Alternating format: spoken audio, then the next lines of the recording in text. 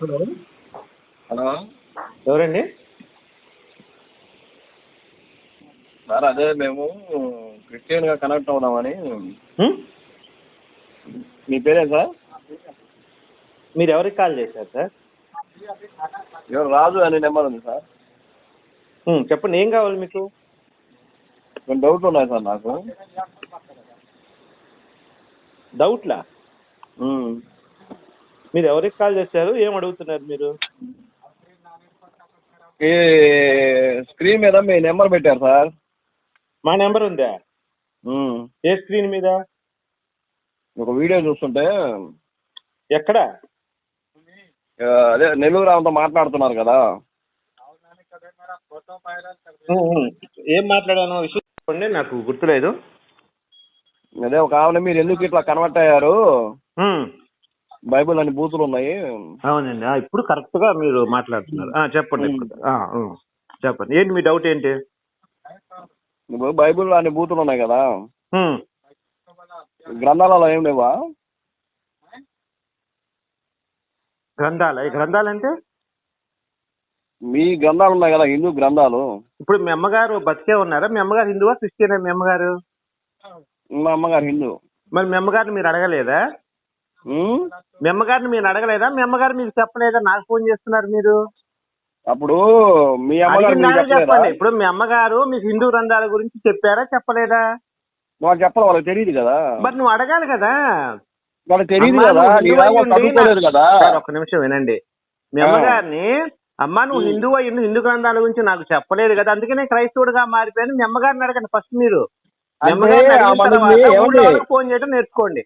ఏమండి ఆమె అనింది, హిందూ గ్రంథాలు చదవడానికి మాకు చదువు లేదని ఆయన అప్పుడు అనింది. ఇప్పుడు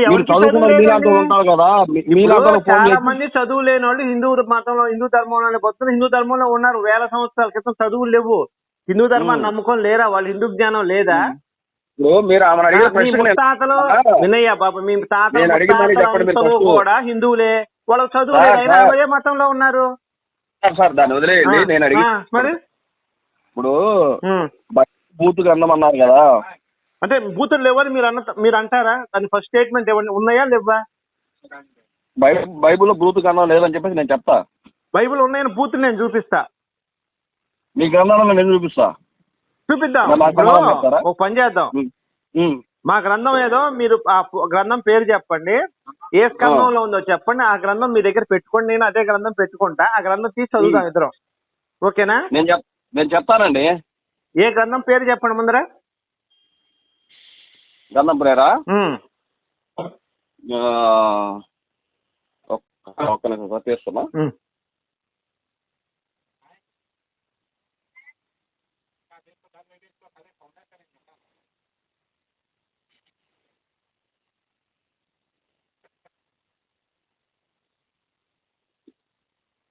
శివపురాణం తీసుకోండి సార్.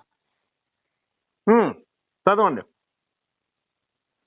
శివపురాణంలో శివుడు ఏం చేశాడు సార్? ఎన్నో స్కందం అండి అది? ఎన్నో స్కందంలో? స్కందం పేరు చెప్పండి. స్కందంలో సంస్కృత శ్లోకం చదవండి, దాని తెలుగు అర్థం చెప్పండి, అప్పుడు మనకు క్లారిటీ వస్తుంది. సరే ఒక్క నిమిషం సార్, నేను ఒక 10 నిమిషాలు మీకు కాల్ చేస్తాను సార్. సంస్కృత శ్లోకం చదవాలండి, దాని మొత్తం చెప్తా. రైట్ అండి, ఓకే. రాజు గారు నమస్తే సార్. సతీష్ గారు నమస్తే. చెప్పండి సార్, ఇప్పుడు ఇంటికి వచ్చాను. చెప్పండి, ఇందాక డ్రైవింగ్ లో ఉన్నాను. చెప్పండి. ఏంటి సార్, మీకు ఏంటి చూసారా? పుస్తకం తీసారా? మీకు పెట్టాను చూడండి. ఏముంది అక్కడ సార్? సంస్కృతంలో ఉందా?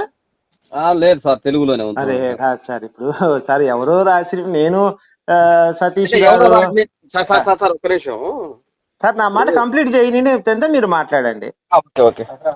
సతీష్ దొంగ, సతీష్ దోపిడీదారుడు అని నేను ఒక పుస్తకం రాస్తా. చెప్పేదేనండి సార్ జాగ్రత్తగా. రాసి ఒక ప్రింట్అవుట్ తీసి కాపీ మీకు పెడతా నేను. మీరు దీన్ని అంగీకరిస్తారా సార్? అడిగిందని స్ట్రైట్, మీరు దీన్ని అంగీకరిస్తారా? మరి ఎఫ్ఐఆర్ లో మీ పేరు సతీష్ అని రాసి ఎఫ్ఐఆర్ కాపీ నాకు దొరికింది, పోలీసులు నాకు ఇచ్చారు. సతీష్ దొంగ అని చెప్పి ఎఫ్ఐఆర్ కాపీ ఇచ్చారు. ఇప్పుడు నేను నమ్మాలా వద్దా? అది మీ ఇష్టం. ఎఫ్ఐఆర్ కాపీలో ఉంది, అది మీ ఇష్టం సార్. అలానే ఇప్పుడు మీకేదో కాపీ వచ్చింది, అది మీరు నమ్మి మీ ఇష్టం ఉంది. నన్ను నమ్మమంటే ఎలా కుదురుతుంది సార్? నాకేం కావాలంటే సంస్కృత శ్లోకం ఉండాలి పైన, కింద దాని తెలుగు అర్థం ఉండాలి. అది ప్రామాణికంగా తీసుకుంటాం మేము. ఎక్కడో స్క్రీన్ షాట్ తీసుకొచ్చేసి ఇది ప్రామాణికం అంటే మనం నమ్మం కదండి. అయిపోయిందా సార్? అయిపోయిందండి. శివపురాణం రాసింది ఎవరు సార్? సార్ శివపురాణాల్లో మొత్తం 20 పురాణాలు ఉన్నాయి. 20 మంది రాశారు. రాయటం అంటే ఏం లేదు, మీకు అర్థం కావట్లేదు. ఇక్కడ మీరు ఒక పాయింట్ గమనించాలి. మీకు మాట్లాడారు, అయిపోయింది. ఒక నిమిషం వినండి, మీదంతా హాఫ్ నాలెడ్జి. ఇప్పుడు 450 రామాయణాలు ఉన్నాయి, శివపురాణాల్లో బొచ్చుడు ఉన్నాయి శివపురాణాలు. అయితే నేను చెప్తుంది ఏంటంటే అక్కడ శ్లోకం ఒకటి ఉంటుంది, దాని అర్థము కొంతమందికి అర్థం కాక దాన్ని డిఫరెంట్ గా రాస్తారు. అందుకని అన్ని రకాలు ఉన్నాయి తప్ప శివపురాణాలు అన్ని ఒకటే, సంస్కృత శ్లోకాలతో ఉన్నది ఒకటే. కానీ దాన్ని తెలుగు అర్థం చేసేటప్పుడు మార్చి రాసేస్తారు. సంస్కృతం వచ్చేటప్పుడు పండితుడు కాదు. ఇప్పుడు మీకు తెలుగు వచ్చి మీరు తెలుగు పండితులా? కాదు కదా. అలానే సంస్కృతం వచ్చిన సంస్కృత పండితుడు కాదు, తెలుగు వచ్చినప్పుడు తెలుగు పండితుడు కాదు. అందుకని దీనికి ఏందంటే గీతా ప్లస్ గోరఖ్పూర్ వాళ్ళు శివపురాణం ఉంటదండి. అది ప్రామాణికం. చాలా మంది పండితులు కూర్చొని దాన్ని చర్చించి రాసిన తెలుగు అర్థం ఉంది దానికి. గీతా ప్లస్ గోరఖ్పూర్ శివపురాణం తీసుకొని అది తీసుకొని చదువుదాం మనం. మీరు అది పెట్టింది అది కాదు సార్. మీరు ఏం చేయాలంటే గీతా ప్లస్ గోరఖ్పూర్ శివపురాణం అని చెప్పి నాకు ఫస్ట్ ఆ కవర్ ఫోటో పెట్టండి. పెట్టిన తర్వాత దాని లోపల మీరు ఏ స్కందమో చెప్తే నేను ఆ స్కందములు అక్కడ ఉందో లేదో చూసి సంస్కృత శ్లోకం చూసి ఆ తెలుగు అర్థం చూసి మీకు నేను కాల్ చేస్తాను. మొత్తం ఏదో ఒక చిన్న ఫోటో పెట్టేసి ఇది మీరు నమ్మాలంటే అది కుదరదు కదా, అంగీకరించం కదా, ప్రామాణికం కాదు కదా అది. గీతా ప్లస్ గోరఖ్పూర్ తీసుకొని నాకు చెప్తే నా పుస్తకం తీసుకొని నా దగ్గర కూడా చదువుతాను నేను. సరే అండి, రైట్. హలో, ఎవరు? గోపి గారు, నా పేరు జగన్నాథ్ అండి, మాట్లాడుతాను. చెప్పండి సార్, చెప్పండి. అది ఏం లేదండి, మీరు ఈ ఇంతకుముందు ఒక కాల్ నేను విన్నానండి యూట్యూబ్ లో, సుదర్శన చక్రంలో మీరు కర్మ సిద్ధాంతం గురించి మాట్లాడుతూ అతనికి ఏమన్నారు, హిందూ ధర్మం మీరు ఎన్ని తప్పులు చేసినా కంపల్సరీ శిక్ష అనుభవించాల్సిందని చెప్తున్నారు కదా. అట్లా చెప్తే ఇంకా భయపడతారు కదండి, ఇంకా ఈ పాస్టర్లకు ఈజీ కదండి. మీరు ఎట్లైనా తప్పు చేసారు కదా. ఇప్పుడు పాస్టర్లను సాటిస్ఫై చేయడానికి అబద్ధాలు చెప్పంటారా ఏంది? ఇది అబద్ధమే కదండి మీరు చెప్పేది. ఎందుకైతుంది? మీరు శ్రీమద్ భాగవతం చదివినారా సార్? తప్పు చేసే శిక్ష అనేది ఉంటుందా ఉండదా మీ లెక్క ప్రకారం? అవునండి ఉంటుంది, కానీ మీరు విష్ణుని మొక్కితే పోతుంది, అది శ్రీహరిని మొక్కితే పోతుంది. భాగవతం 7 days విన్నారు అనుకోండి, భాగవతము 7 days విన్నారు అనుకోండి. నేను నా అభిప్రాయం చెప్పాను సార్, అది మీ అభిప్రాయం. భాగవతం చదివితే తప్పు. ఇప్పుడు రేపు చేసినా పోయిద్దా సార్ పాపం భాగవతం చదివితే? అది దేవుణ్ణి అడగాలండి, వాళ్ళు రాసిన సార్. ఒక్క నిమిషం సార్, మరి మీకు తెలియనప్పుడు నాతో ఆర్గ్యుమెంట్ ఎలా చేస్తారు? మరి వాళ్ళని అడిగేటప్పుడు మీరు నాకు కాల్ చేయటం ఎందుకు? కరెక్టే కదా నేను అడిగింది. మీరు నాకు తెలియదు అన్నప్పుడు మీరు నాకు కాల్ చేయటం దేనికి చెప్పండి? తెలియదంటే కర్మ సిద్ధాంతం కృష్ణుడు చెప్పిండండి, కంపల్సరీ మీరు తప్పు చేస్తే కంపల్సరీ వస్తుందని. కానీ మనకి కాంట్రడిక్షన్ ఉంది కదా, శ్రీహరిని మొక్కితే 7 days కంపల్సరీ.